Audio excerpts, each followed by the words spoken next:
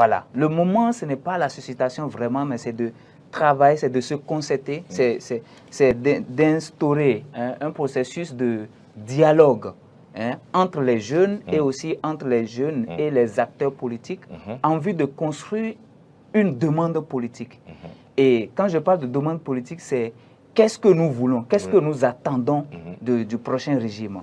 Qu'est-ce que, à la suite de ce régime qui est en train de faire du bon travail, qu'est-ce que nous voulons que le régime suivant puisse mieux faire pour nous? Il faut que nous puissions prendre le temps maintenant de réfléchir à tout ça et adresser notre demande politique. Et en le faisant, les candidats qui sont tapis dans l'ombre et qui ne se manifestent pas vont utiliser cette demande-là pour pouvoir construire leur offre politique. Est-ce que vous voyez? Et leur offre politique se manifeste à travers leur projet de société. Et donc, si les jeunes, aujourd'hui, ce que nous pensons, c'est que les jeunes doivent se concerter. Les forats qui sont organisés, les rencontres qui sont organisées pour susciter des candidatures devraient être considérées des rencontres de réflexion, de consultation.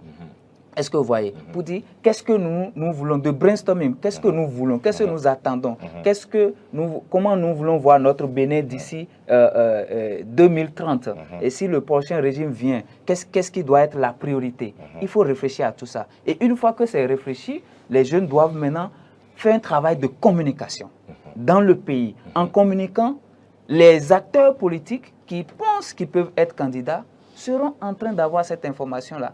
Ils vont voir la demande politique élaborée par les citoyens et en ce moment, eux, ils vont utiliser ça pour élaborer leur offre politique, c'est-à-dire leur projet de société. Alors,